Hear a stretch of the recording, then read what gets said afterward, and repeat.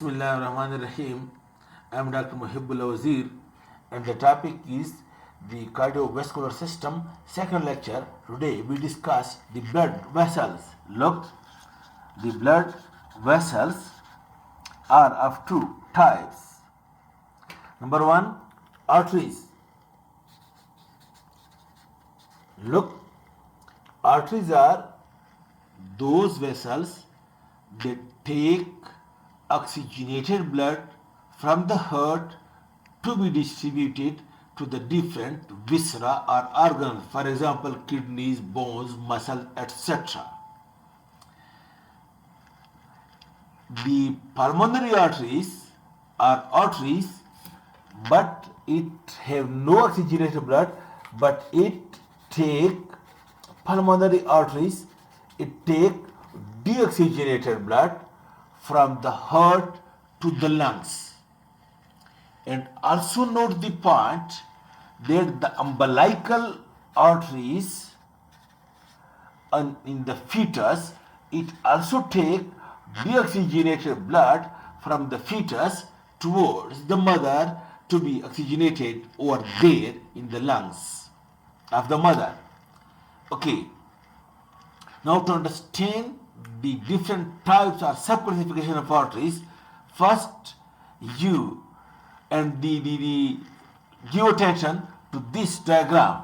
But before that, note another point that blood vessels are of two types. One is the arteries and second is the veins.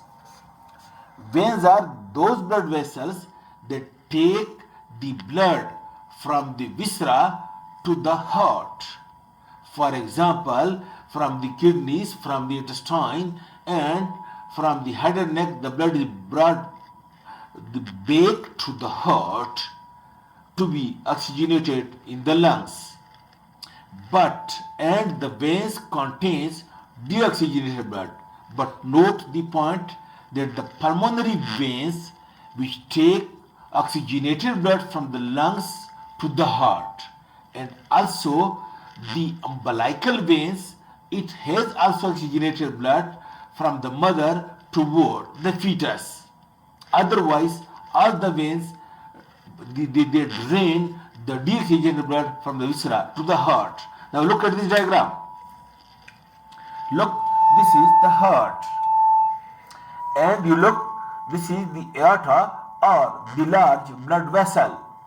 Then the aorta give different branches, and then the branches of the aorta, then these are called as, these are smaller inside the aorta, and we call them as medium arteries. Then medium arteries, then it divides and into more smaller arteries, and then these are called as small arteries. And then these small arteries divide into smaller branches, and smaller branches are then called as arterioles. The arterioles then again divide and redivide into more smaller arteries, and these are then called as terminal arterioles. And the terminal arterioles again divide into more smaller arteries, and then these smaller arteries are called as metarterioles. And the metarterioles terminal end is very narrow, note the point, and it is being surrounded by a precapillary sphincter of smooth muscles.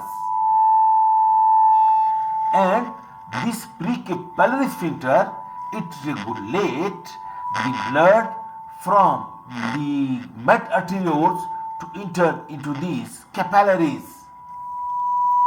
Now these capillaries are the smallest or minute vessels, microscopic, you can see, and these are actually the vessels which are exchange vessels, and it gives nutrition and the blood through the walls of these capillaries, ooze out. These are exchange vessels. Ooze out to be given to the nearby tissues, that is the muscles, the bones, or the viscera of the body. So the capillaries are the smallest minute capillary vessels or microscopic vessels that are the exchange vessels, and through the walls of these the blood oozes to be distributed to the nearby organs. And these make a plexus like capillary plexus. Now the capillaries then unite with one another, the small capillaries then unite with one another and to make small veins, and these veins are called as post capillary venules, and these post capillary venules are also exchange vessels. And then these post capillary venules unite with one another to form medial muscular venules, medium size. And then these muscular venules unite with one another to make collecting venules.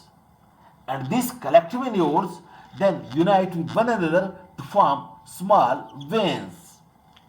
And then these small veins unite with one another to form the medium-sized veins. And then the medium-sized veins then unite with one another to form large veins. For example, you can see the superior and inferior vena cava that bring blood back to the right atrium of the heart.